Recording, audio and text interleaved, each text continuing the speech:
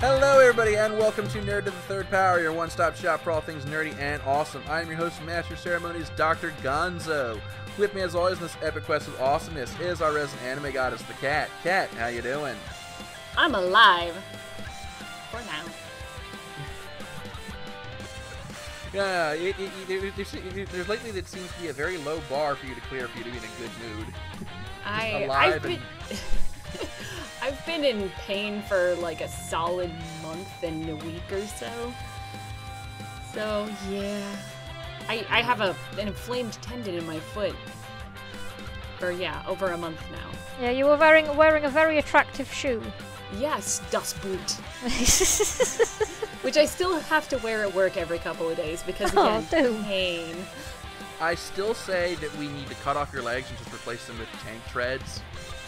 You know what? I'm really feeling Deathlock. I'm kind of feeling like that would be a great way to go because honestly, I think that would make me so much more productive at work. You could blow away all the annoying.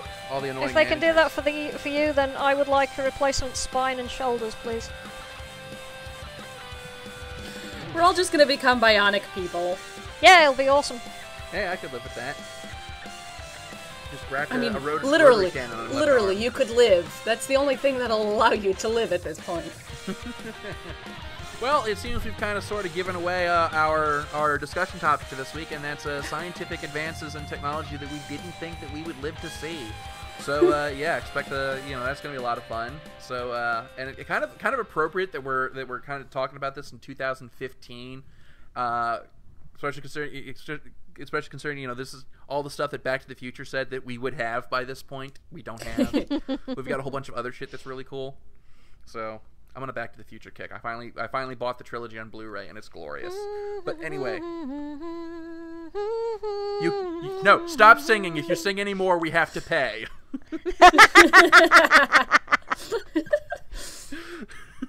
And of course, our other co-host Skyblaze is here with us. Skyblaze, how are you doing? I'm not bad. I've just had a rather marvelous birthday weekend. I finally acquired my first piece of My Little Pony merchandise. Ooh, what'd you get? What'd you get? I have a tiny little Alicorn Twilight Sparkle plushie that sat on top of my secondary monitor, kind of gazing down and judging me. Going, you're not working hard enough. Be more organized. That's kind of the point of her being there. It's like, whenever I look at her, it's like, I'm sorry, Twilight, I'm not studying hard enough. I'm terribly sorry. Okay, and staring at all of us as though we were crazy, which isn't too far off the mark, is Brian, our comic book correspondent. So, Brian, how are you doing? I'm doing all right. Although I can't really talk because right behind me in my bookcase, I have a Piccolo figure from Dragon Ball Z with his arms crossed, looking down, judging me all the time. So I kind of know the feeling that everyone else is going through with the Twilight Sparkle. Just turning around and going, dodge. So then what does that say about me with all the Funko My Little Pony toys, the Funko Joker staring down at me, the Deadpool, the Captain America, the whole world on me here? It says that you're a massive nerd, which doesn't really separate you from the rest of us that much. No, I'm in good company. I've got Discord on my desk staring at me, so I don't know why I'm not more conniving and evil when I'm on the internet. Not some sort of conniving and evil. I'm saying nothing. I'm not getting involved in this conversation anymore. This is me maintaining a tactful silence. I have the answer to that question, but it is a very long story that we cannot fit into an hour-long show, and that parts of it I'm legally obligated not to disclose. So, but anyway, we've got a lot of show ahead of us. Like I said, this week's discussion, we're doing something kind of fun and light. We're discussing scientific advances that we didn't think we would live to see. And so we're really looking forward to having some fun with this conversation. But, of course, there is procedure to follow. So we're going to begin our show, as always, with Ask a Geek. And our first question is from Bima, because it's always from Bima. And it is for Brian. And he asks, from a scale of 1 to 15, 1 being hate and 15 being love, how much do you enjoy Lucha Underground? And I'm going to have to ask you to explain to us what that is. I'm more interested in how he came up with the 1 to the 15 scale. That's a new one for me. Okay, Lucha Underground is a show on a new network called El Rey. El Rey is a network that's put together by Robert Rodriguez and, like, all of his friends. The idea of El Rey is it's supposed to be a independent sort of channel with everything going on to it. So it's all the stuff that he would like to watch. So there's a bunch of kung fu movies on there. You get some Quentin Tarantino stuff. You got some excellent old school sci-fi. I think they played Logan's Run at one point over the weekend, which I actually owned the Blu-ray for, and I hadn't watched it in such a long time. And then they'll show like, and then they have the other show is called Lucha Underground, which is their version of pro wrestling, and I'll give it a 10. I like Lucha Underground because I like the idea of diversifying pro wrestling on television. And Lucha Libre does not get a lot of like showcasing in the United States outside of like Texas and New Mexico, because they're the ones that and probably California. I'll give Southern California a shout out. My only deal with it though is that it's their storylines. Telemundo storylines of like soap opera are way over the top to the point of almost eye-rolling ridiculousness. And it's, even though it's called Lucha Underground, and they actually work with a lucha organization down in Mexico called AAA, it's not lucha enough, if that makes any real sense. And the reason is they can only get certain guys from AAA to show up for a couple of weeks or months, and then they have to sort of be written out of a storyline. So you got a couple lucha guys, and then random, white pro wrestling guys pretending they're lucha. So it's very sort of a mixed bag. Though some of the guys they do bring in pull off some absolutely fantastic stuff in terms of matches and things like that. So I like it. It could be better. This is definitely not for everyone, though. Can we trademark the phrase "it's not lucha enough"? Because to me, that's just great. We need t-shirts. Have it on t-shirts. But you're saying about the really, really soap opera stuff. From what I understand from a friend of mine whose sister lived in Brazil for a long time, that's kind of like par for the course for Southern American TV, is that everything is like hella over the top. Maria. There's some really like ridiculous. Like one dude. There's a funny storyline because they have their own version of the Undertaker.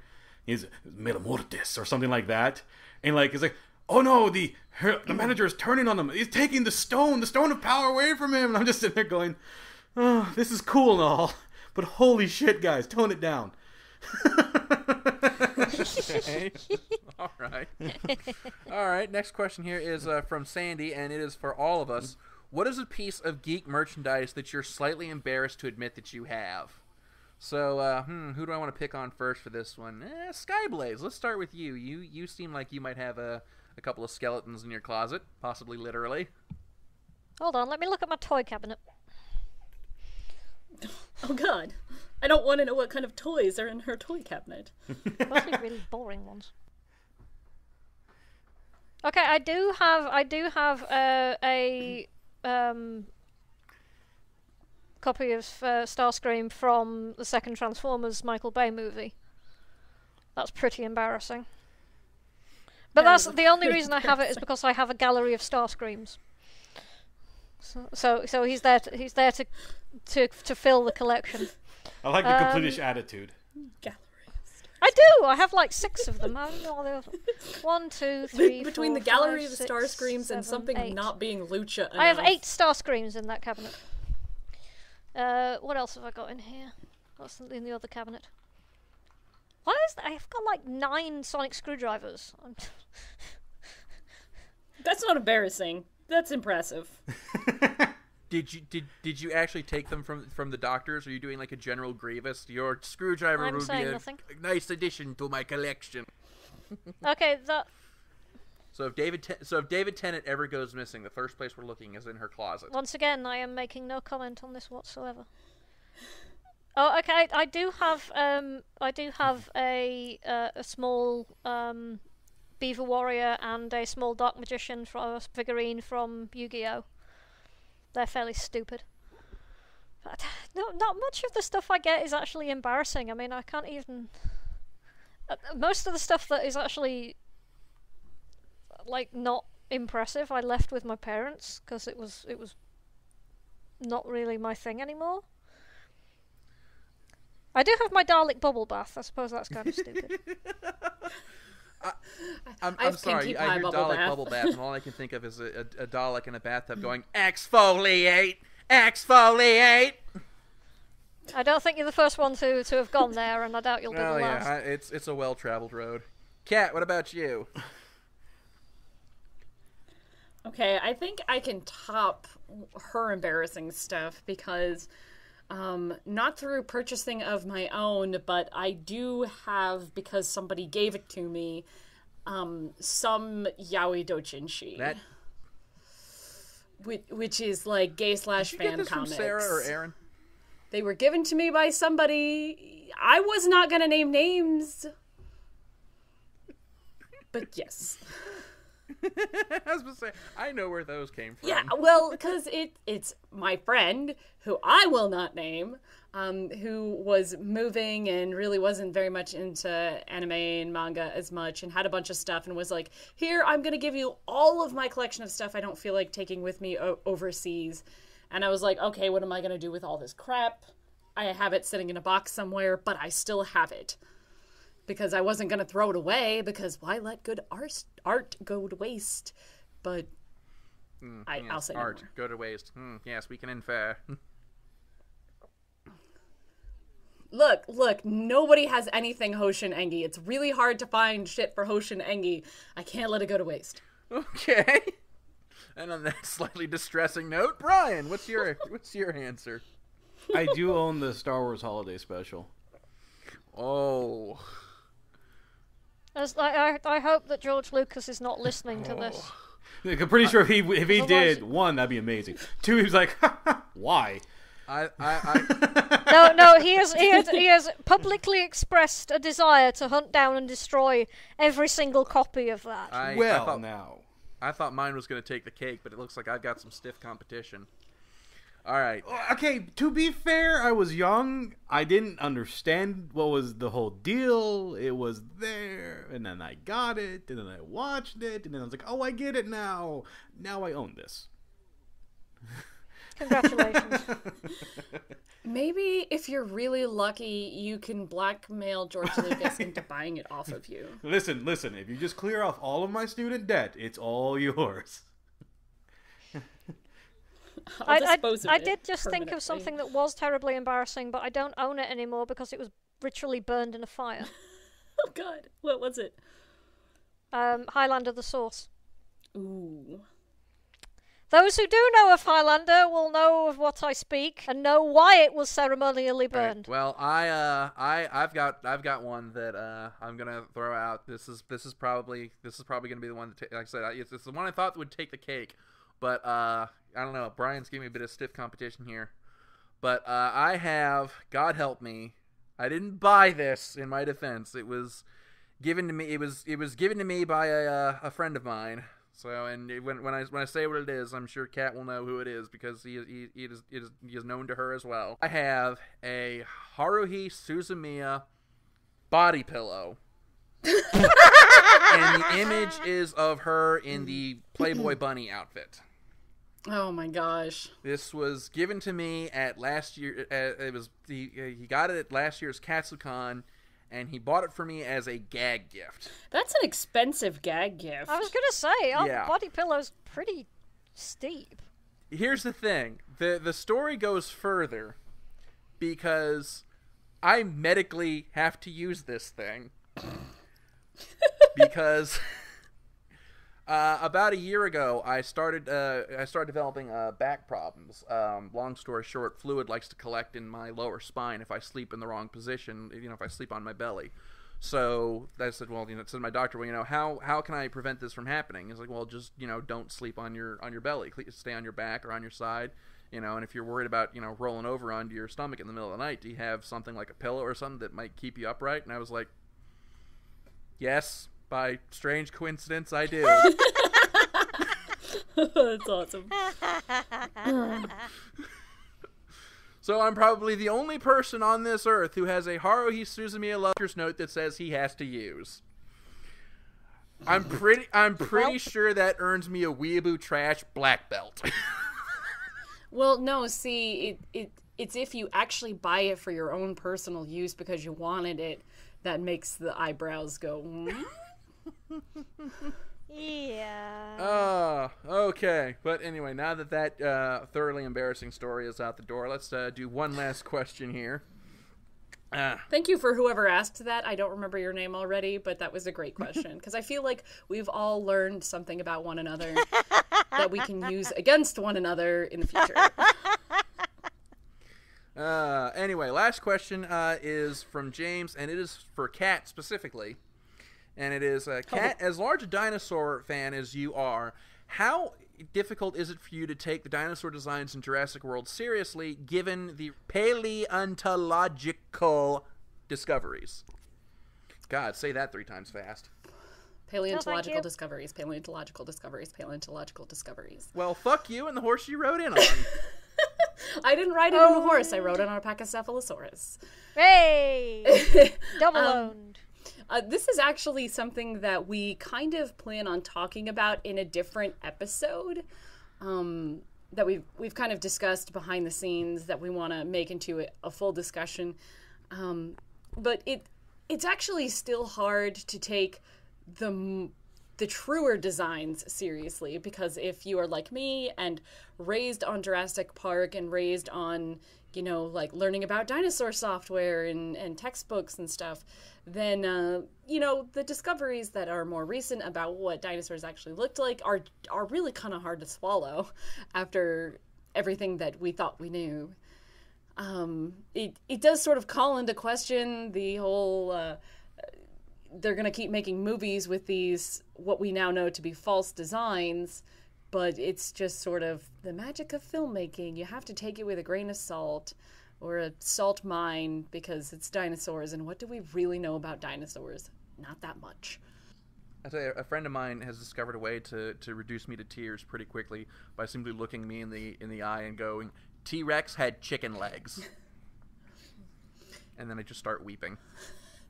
I weep at there's a what is essentially somebody made Jeff Goldblum's infamous laugh from Jurassic Park into a remixed song, just him going ha ha ha ha, and it's just that over and over. That reduces me to tears in a good way. Okay. Google that shit, people. That's all the Ask the Geek questions that we have for this week. As always, you can drop them to us through the email at billysmith@channelawesome.com. And like I said, we love hearing your questions, and who knows, maybe your question will get read on the show. And with that, we're going to jump right into our headlines, starting this week with Brian.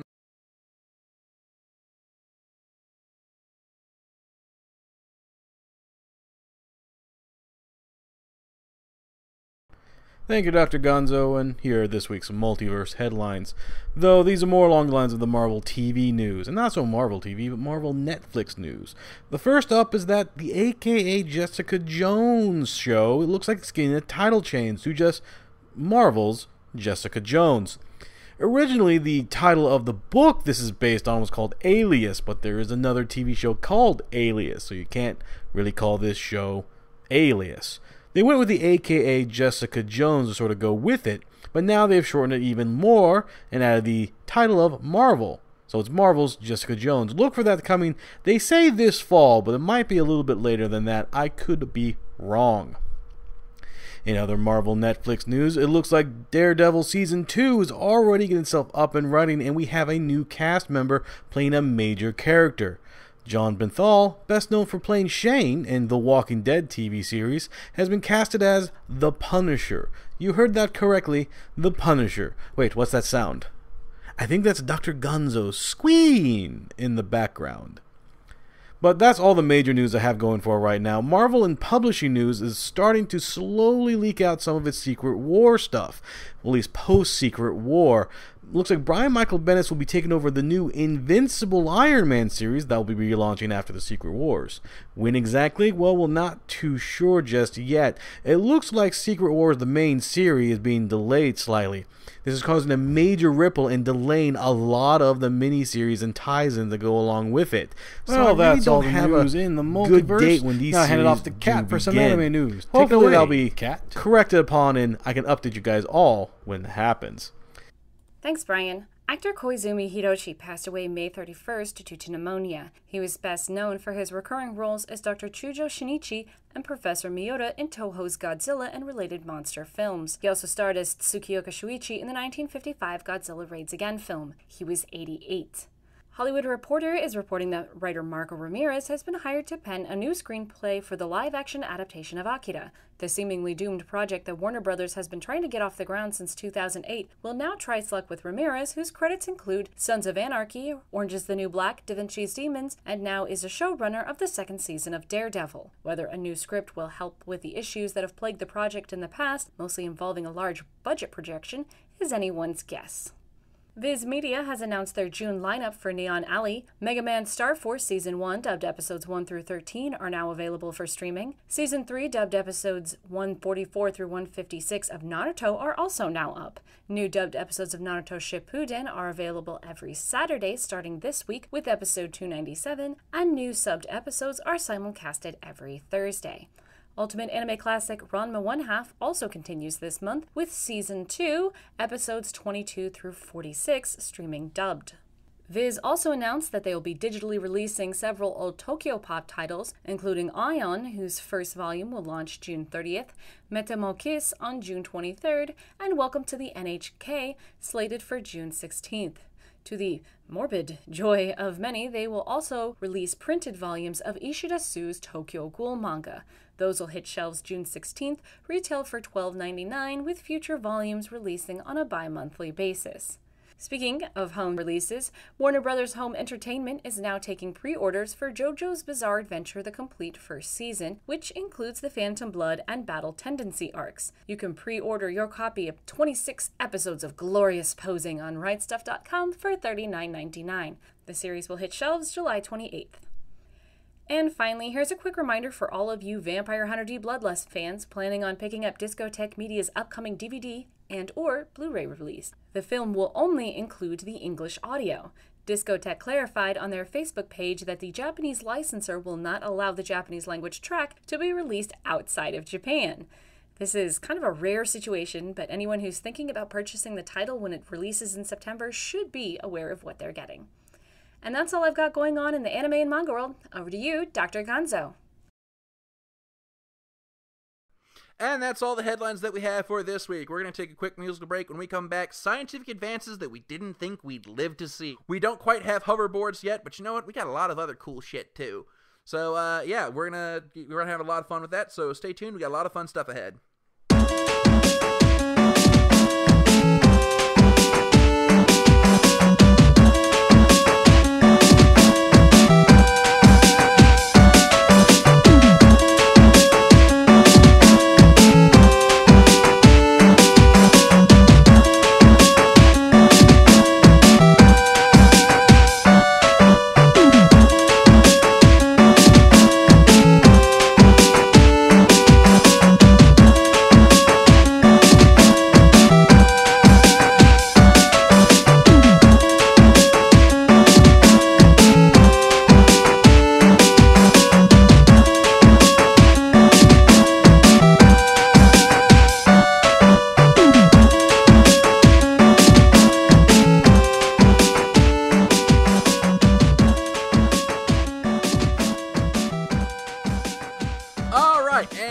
Back, and this week we're doing something kind of fun.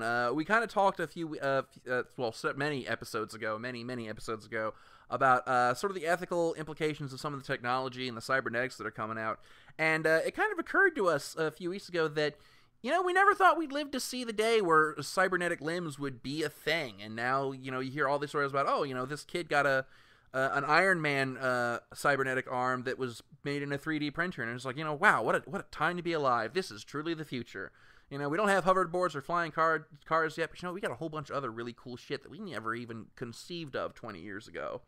So we thought we'd kind of talk about some of the things that have come out in the last decade or so that we never thought we'd live to see, or that we hadn't even thought would be around and be a thing.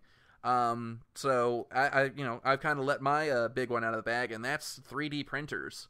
I think the first time I was ever exposed to the concept of a 3D printer was actually, it's kind of funny, we were talking about Jurassic Park earlier, but it was Jurassic Park 3, when the scene at the start of the movie where Sam Neill and blonde college douchebag kid are over this thing, and it's printing out a replica of the vocal oscillation chamber of a velociraptor, and it's like he's like, oh, it just takes this thing and just constructs it layer by layer, and I was like, wow, that'd be something really cool to have. I didn't realize that was a thing, and now they're kind of all over the place, and I want one, but I'm poor, so I can't afford one. Hey, seriously, you can buy them now. Yeah, you can just buy them now. Go in a department store. I need a 3D printer. All right, here you go. That'll be $3,000. Yeah, I mean, yeah, it's expensive. Do you take kidneys? The kind of basic ones, basic rapid type, they're technically not 3D printers. They're technically rapid prototyping machines. But the really cheap ones are like £200 to £300, so they're not that expensive. The expensive bit is actually refilling the reservoirs.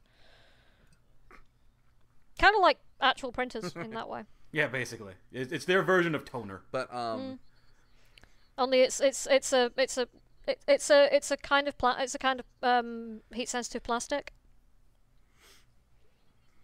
The only reason I know this is because I used to work in the engineering department of a university, and we had a couple of rapid prototyping machines. That's the kind of thing that, like, I would not ever have even conceived of being a thing. And now that they're out, and people are buying them, like, I want to learn how to use one, because there are so many like game characters and movie characters that I want to have action figures of, but that have never been made. So I want to make my own action figures now. Well, this is one of the fun things about 3D printing, is the kind of bizarre effect it's having on the idea of intellectual property. It's like, how can you trademark an idea, like a recipe? It's like, how can you put this under copyright when literally anyone can make it? Because the idea of a limited monopoly kind of goes out the window when literally everyone on the planet can just knock one up in 5 minutes. Well, so it's going to be It's going to be interesting to see what happens with this as kind of it develops, and that the law tries to react to it. When the guy several years ago in the newspaper, there was a story about a guy who made a functioning handgun with a 3D printer, and I'm kind of like, okay, that's kind of a little scary. I mean, he's only going to get a couple of shots off with it before it fucking melts in his hand, but still, depending on what he's planning, that might be all he needs. So I'm kind of interested to see how, like, the manufacture of weapons and weapon replicas is going to be regulated with regards to 3D printing, but that's down the line. Right now, all I care about is I could make an action figure of myself if I wanted to, and how fucking cool is that? You don't play with yourself enough already? Oh! Shots fired. Low blow. RKO out of nowhere. No, that was a good one. No, I tip my hat to you, Kat. That was a good one. Going back to what I was about to say before Kat just kind of showed up and rabbit punched Dr. Gonzo in the ego. The kind of idea of 3D printing is already kind of having a fairly devastating effect on business models of certain industries, such as Games Workshop, whose business model revolves around selling overpriced plastic models.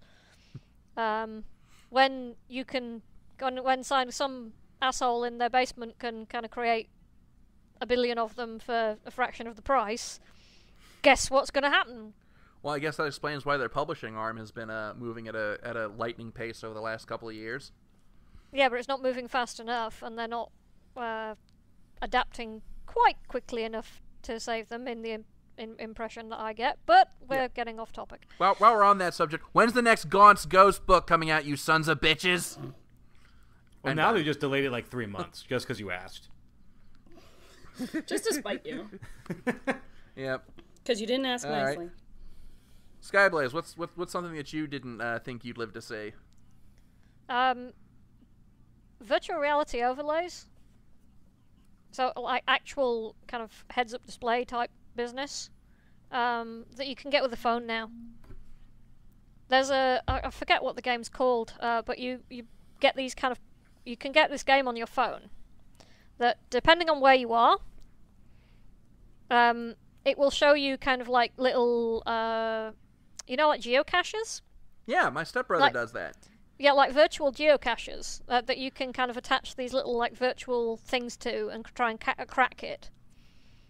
And these are literally all over the world in the most random places possible. Now, are these all in the cloud, or are you talking about like the random USB ports that are being like put into buildings?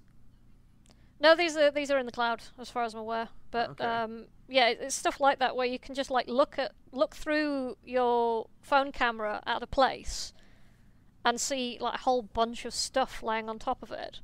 Like see these like little portals with numbers and things kind of floating there in the air. Or the stuff that you can do with the 3DS, you know, the AR cards, where you're looking through your 3DS, and it's transforming the environment in front of you. You know, It's so bizarre and cool, and it's like I am living in the future. This is like just before we get to the holodeck, pretty much. Brian, what about you? What's something that you didn't think you'd live to see? Well, I'll tell you what. Coming from anyone who's sort of the child of the 80s and the 90s, they probably kind of know where I'm coming from, is that when I was younger, technology was cool but kind of annoying because it would have so many limitations. And then somewhere along the lines, technology became absolutely astounding. I have a computer in front of me. I have a computer in my hand and my phone. I have a computer of my iPad I can take anywhere I want. I have a computer. Computers are just everywhere now. They're in your cars. Beforehand, computers were just these things at school that you would play Oregon Trail on. Like, that was it. That's all I ever thought computers were going to be, these big, bulky machines. And now they're everywhere, and they do everything. And I was in a meeting last weekend, and before the meeting, I was like, I'm kind of bored. Hey, I'll just whip out my iPad. I'm going to play the iOS Ticket to Ride game. And, I got to check an email. And then it just sort of hit me going, holy crap. You know, it's just one of those magical, like, light switches moments going, this is amazing. I should be way more impressed with this than I really am. You know? I'm so complacent with it now. Tom actually said something to me a few weeks ago. He was kind of marveling at the computer advances, and he said something that really struck me. He said, "Do you realize that with the processing power in your average smartphone, we have we have more processing power in our smartphones than all of NASA did in 1969 when they did the moon landing?" And I was like, "That's terrifying." No, that's not terrifying. That's impressive because we had no power and we went to the fucking moon. Yay, human race. What he said. I also had kind of a lesser version of this when I was running a role playing game at the university, and there was a first year student who was in the game, and I had either an email or a text or something come through. And it went to my Pebble, which is my smartwatch on my wrist. So I just went, I just looked at it and went, yeah, okay. And I just kind of, clicked a couple of buttons because I have the little add-on thing that lets me send kind of canned replies. You know, so I kind of, okay, see you later, in a meeting, you know, little kind of canned And then you suddenly phrases. realized you were doing the Knight Rider. Yeah, and I was like, and he went, what are you doing? And I went, I'm replying to an email. He said, from your watch? Yes, and then I just had this kind of realization of holy crap. You had the Me Gusta moment. I am Knight Rider.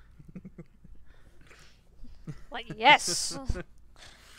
God. Actually, I'm such a nerd. I actually have the little kind of watch face that looks like the watch from Knight Rider. Of course. I'm such a fucking nerd. Not like we can talk. Which brings us to Kat. What's something that you didn't think you'd live to see?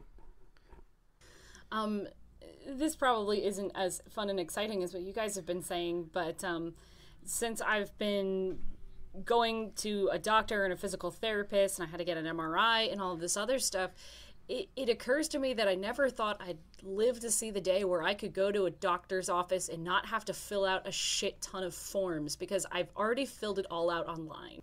Yeah. I can put all of my medical information into an email, and they can, receive it, and it immediately goes into a form, and I don't have to sit in the office for 30 minutes filling something out. If I didn't fill out the form ahead of time, they have an iPad there where I can fill it out digitally so that they don't have to take everything that I've written down on a piece of paper and put it into the computer. It's marvelous. It's freaking mind-blowing, because I have spent so much time filling out forms, if you've ever gone to college or anything like this, you just filled out a million forms in your life. And to be able to go boop, boop, boop, boop, boop, boop, boop, and then 5 minutes later, you're done. You're done all the forms you're going to need to fill out forever. It's amazing. I'll tell you what, something along these lines that's actually kind of just as impressive. I was working at a hospital for a while doing contract IT work there, and they just introduced this system where people like district nurses who have to go and visit people who often live quite a long way kind of in the sticks or are very elderly and can't really leave the house and things like that. They go and visit people who have limited or no mobility, can't really get to the hospital, and they have to take down their details and kind of like if their conditions change, they have what treatment they've done for them. And what they instead of like having to write all this shit down or have to take a very heavy laptop with them, they instead kind of like gave them all these like little pens that had like a tiny camera that pointed at the paper and this special paper.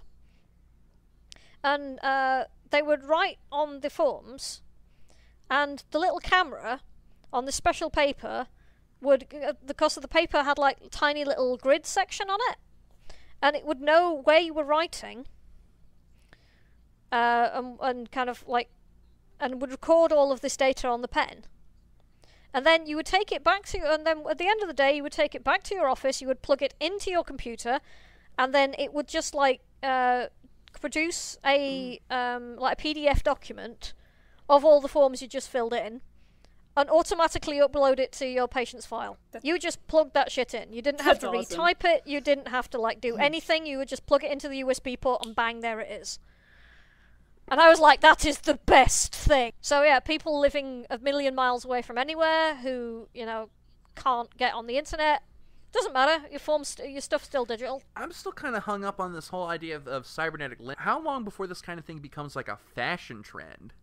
You know, or, you know, think of like some of the utilitarian uses for having an artificial limb. Like if you're, like let's say you know, like I do freelance computer repair work, you know, and say, you know, God forbid something happens, I need to get a cybernetic limb. Couldn't I get one that has like a mini like tool chest built into it, like around the wrist? I could have like storage compartments for all my screwdrivers and nuts and bolts. There are people that do custom limbs for people. There are people who do like custom limbs, and they also do kind of custom paint jobs for them as well. So you can have like a camo paint, or you can have like flames or things like that. I've seen a few of those on Tumblr. I saw one who had one guy who had the Optimus Prime color scheme from the Michael Bay movies on his limb, and I'm just like, that's awesome. Not sure how it would go over in a job interview though. Well, at that point, you just have like you just either wear regular clothes over it, or you kind of put you have a spare.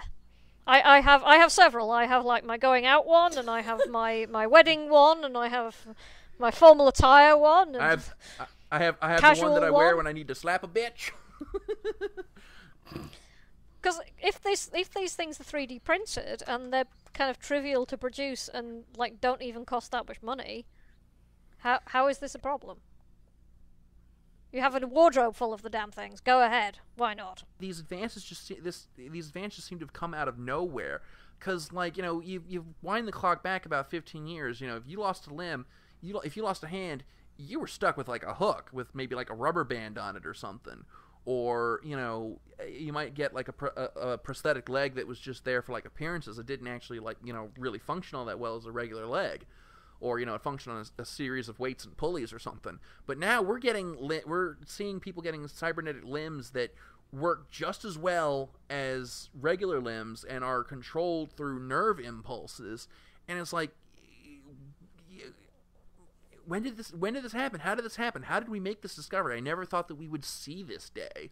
You know, cyborgs are real. We're one step closer to RoboCop. And it's like, you know, it's just so incredible that this kind of thing is happening.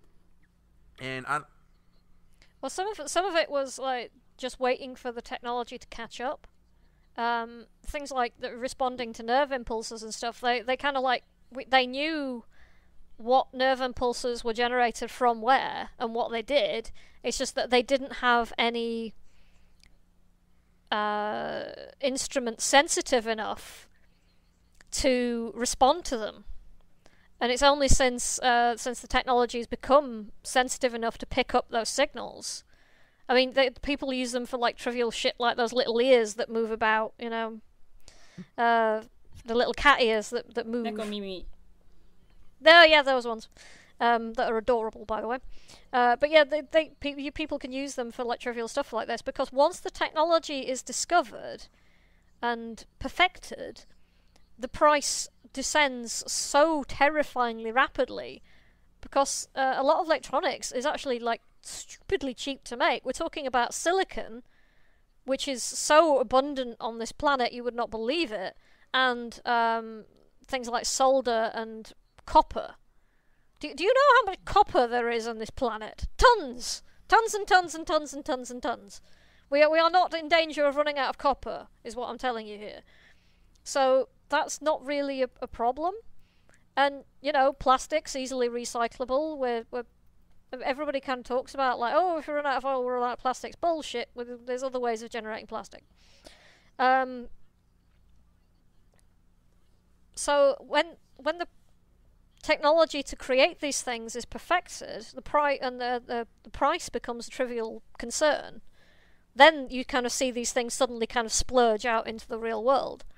And something else that I find really amazing is like how much the internet has opened up communication. I mean, you know, we're the four of us here we're scattered to the four winds. I'm in Maryland, Brian's in Texas, Kat's in St. Louis. You're off in the frozen north of England. Yep. And we're it's not very frozen at the moment, though, has to be said. No. So, yeah, but you're from the land of the Vikings, is what I'm getting at here. Yep. But I mean, you know, we're all communicating as if, you know, we're all, like we're all in the same room. There's no like major delay. It's as if we're just talking to each other on the phone. Whereas if 15 years ago we tried doing this and actually speaking to each other on the phone, do you realize how difficult it would be to set this up? Not to mention how much it would cost. I mean, shit. For me to have a regular phone call with Kat for like 15 minutes would cost me like $20 back in 2000. When I was growing up in the 80s, my dad worked for British Steel and spent a lot of time abroad. But he'd always call me and my mother at least once during the time that he would be away. It was usually like a week or 2 weeks. But he'd always have to make sure that it was okay to do that on the company's dime, because otherwise it would cost, I don't even want to speculate how much money. Because he'd be in like America or Indonesia or Taiwan or somewhere completely bizarre like that. And it's like, these days you can take a laptop and connect to Skype and it's trivial. Now it's like, back then it was like, you know, you had to know your company's international dialing code, you had to know the kind of local routing number, you had to know the area code, and your own phone number just to be able to get connected, and not to mention any kind of local restrictions that a hotel would put on. Oh, you need to press this code first to get an outside line, blah, blah, blah, blah, blah. You need to sacrifice your first child to the elder gods. Yeah, it's hard. And you put this kind of like 20-digit number in. This may take you some time, and if you screw it up, then tough luck for you. That reminds me of the old Simpsons when they went to Japan, but before, because Homer's head somehow ended up on a box of like dishwashing liquid, and they found the company and they called it. There's a scene where he's like dialing from a library, and he goes, "This a local call?" He's like, "Yes." He starts dialing the number, and the scene goes on for about 3.5 minutes of him just straight up dialing. Where, like, at the time, it's hilarious. I'm not sure how many people would get the joke nowadays, but, like, just to get the idea of communication abroad like that, is just almost ridiculous. Yeah, and it was kind of like, you'd end up with if my dad was in Indonesia or somewhere, it'd nearly always be a terrible, terrible line. And we'd like crackling and crosstalk and God knows what else, and we could barely hear him. But not a problem these days. The most we have to worry about is like somebody's internet dropping out for 5 minutes. Oh, I'll tell you something else that kind of like blows my mind. We were talking about Knight Rider earlier. Self-driving cars. Those scare me. Those scare the hell out of me because I don't know like how well their obstacle detection is. So like I don't know is there like a threshold for that kind of thing? Am I going to be too skinny to where if I walk out in front of a car, it's not going to register that I'm there and it's just going to run me over because it doesn't detect that I'm there? Because that's all it takes is maybe if it's run by Bing. Because I mean, you know, I work with computers. That's pretty much my part and parcel of my job, and I know the kind of shit that can go wrong. And let me tell you, all it takes is for one digit to be a 0 when it should be a 1, and you can have some major shit go down. So no, self-driving cars, those actually scare the hell out of me. Plus, I'm also kind of suspicious that some of them might be Decepticons.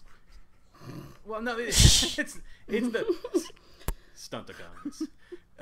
You'll be fine if you don't see like a truck and like 4 race cars. You'll be all right. Transformer joke, but no, I got it. But you should. I think it's just because it's something like we said. We never really figured we'd actually ever get self-driving cars, anything like that. Smart houses. Well, I think Bill Gates, still the only one that has one, but still, you know, the ability to just kind of like control your house from away or from the phone or from whatever sort of direction. The idea of making, the idea of the digitalization of everything. Like think about this. Like back when I used to play Super Nintendo or when people played, was the Sega Master System or Sega Genesis? Master System was their first home console. Okay, yeah, so they say Super Nintendo and Sega Genesis because that's sort of the right area because they came out about the same time. Like, you're playing those games, right? And you had the big consoles or whatever. Here we are. I can play those games again from a different console, just have a massive library from one system. Heck, some of those games are on a portable system now that I can fit into my pocket, things like that. Like, just it's mind-blowing how we sort of advanced ourselves in some of the sillier areas. Though, there are some advancements I'm not really so sure about, like what the news today of the Pizza Hut box that can also be a projector. That I guarantee goddamn to you, as someone who's worked in the pizza business for several years now, that is not going to last long. The profit margins on that are just not going to be. I give it a year tops. It's sometimes I feel like technology goes slightly sideways. Yeah, there's like look at this advancement. You're like, who is this for? We're not sure, but look. And some So sometimes you get stuff where it's like, we've had this great idea, we have no idea how to apply it, and then you must assume that everybody just gets drunk, and the first kind of idea that everybody thinks is hilarious is the one they try. Yeah. It's like, I remember. Like, couldn't you think of a better way to apply this? That's kind of like when the enough. iPod was first getting popular, and people were coming out with all kinds of crazy ass attachments for it. I think the absolute nadir of the proceedings for me was I was reading an article on Cracked, and it spotlit a iPad powered dildo, and I'm just like, nope, that's it. I'm Stop the planet! Stop the planet! Stop the I planet! have made a wrong turn somewhere. How do I get back to Albuquerque from here? So. But it's you think of things like the evolution of the television, and you go back to like even the 1970s, and the things were like smaller than your monitor. I mean, smaller than a 17-inch monitor, and were massive and incredibly heavy. And then you kind of like went to like slightly kind of widescreen CRTs. And you got things like rear projection TVs, which were thinner but still pretty heavy and pretty big. You'd get quite decent quality out of them. And then you got LCD screens, and then you got plasma screens, and the kind of speed at which this has all happened is utterly terrifying. Because you're only going back kind of like, only like what, 10, 15 years to when CRTs were pretty much the majority. And it's really bizarre to watch something that was created 10 years ago, and you kind of go to a big kind of, it goes to some big company or something, and everybody's using CRT monitors, and you're like, when was this created? The 1950s? And it's like, it wasn't that long ago. I tell you, it was something that I kind of found and kind of was kind of leery about it. It's like, wow, we've come a long way since then. I found a VHS tape of some old Nickelodeon shows that I taped back in the late 90s. And, this is back when, cable was like a luxury. And there was a commercial that came on about, like, stealing cable is a crime. And I'm just like, wow. It's hard to imagine nowadays with things like Netflix and Hulu that there was ever a time where that was a major problem. And I'm like, wow, what a way we've come. We've come from stealing kind of cable to move. piracy.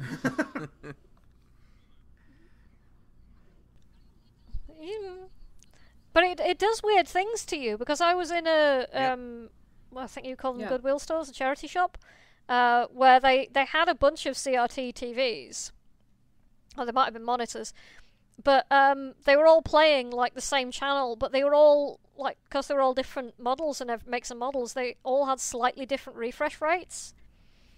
And turns out that after years of like of using things like rear projection and plasma and LCDs, I can see the refresh rate now, and it hurts my eyes. She is the monitor whisperer. And I was like, God, no, I have to get out of here before I go completely insane. And it's like 20 years ago, I wouldn't have even noticed that. What has technology done to me? Gonzo brought up the idea of Netflix and being able to take something, any movie you could possibly want to see, and immediately, within seconds, have it on your TV ready to go. That's insane. Gather round, my children, and I will tell you of a wondrous place. A place that exists no longer. It was a holy place where we would go to get the holy video cassettes. But the gods do not give their gifts forever, and what is taken must be returned. And upon this day, you had to place the video within the slot of eternity, from which it would return to its proper altars.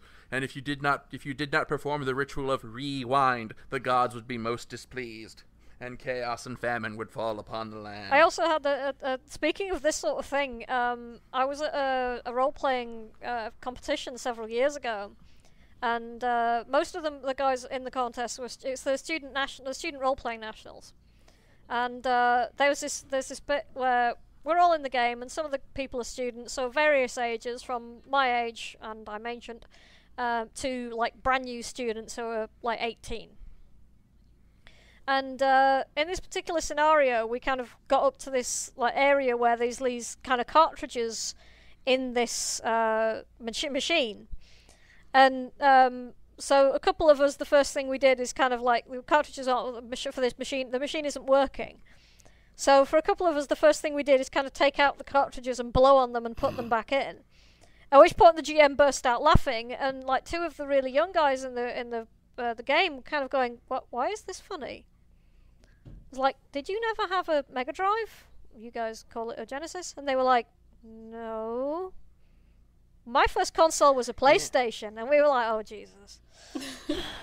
Yeah, my stepbrother likes to needle me about that kind of thing, because I as a geek, I measure my life in terms of pop culture milestones. And one time, I think I might have told this story once. I decided that I was going to show him, what game consoles were like in when I was his age. So I pulled out my Super Nintendo, and little smart ass that he is, he picked up one of the controllers. And was like, "Hey Billy, what's this cord coming out of the controller here?" "Oh, I get it. This is what the men of your tribe used to subdue the woolly mammoth, so you could feed your families." Did you then kill him? Wow.